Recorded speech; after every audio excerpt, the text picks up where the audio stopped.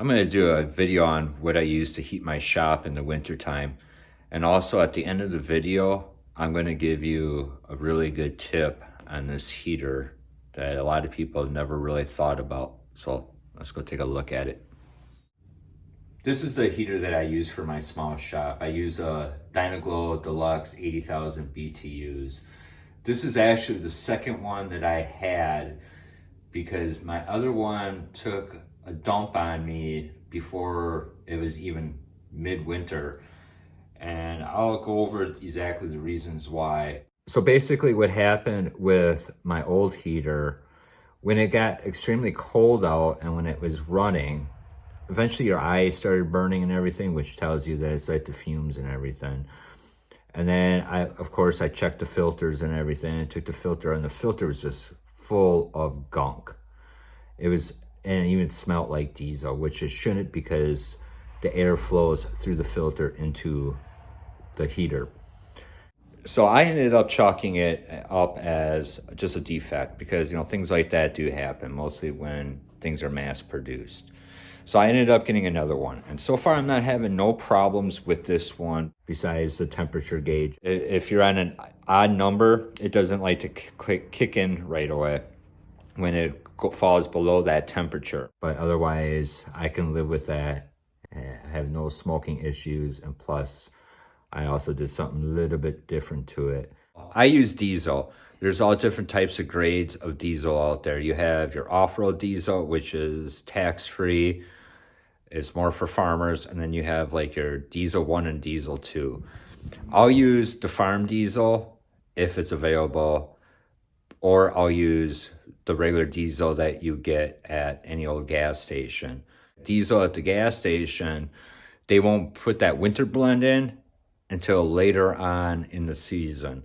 Sometimes they do, sometimes they don't. They kind of go by the forecast. At least that's what I was able to research. So I end up doing something different to my diesel. Now the maintenance on the Dynaglows is pretty self-explanatory. It's all in the manual that you get. I mean, you have some bolts that you have to take off, and you take off the cover, and then you can just grab the filter.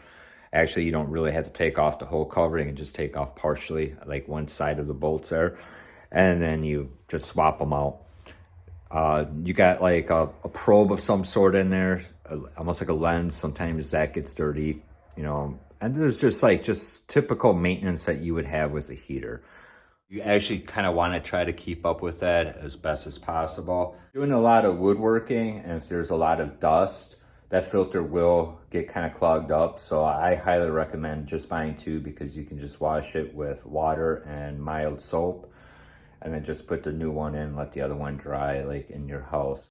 I also keep track of how many gallons I put into the heater. So if I had to take 2 5-gallon jugs to the gas station, I mark it on my manual, so this way I know how many gallons I've put in it, so this way I can try to keep up with the maintenance on it, because in the manual they have certain times that you're supposed to clean this or take this apart, so this way it keeps operating good. My shop is a relatively small shop, but it's also not that small, so this heater warms up my whole entire shop. Half the time I don't even have to wear a sweatshirt when I even have it at 60.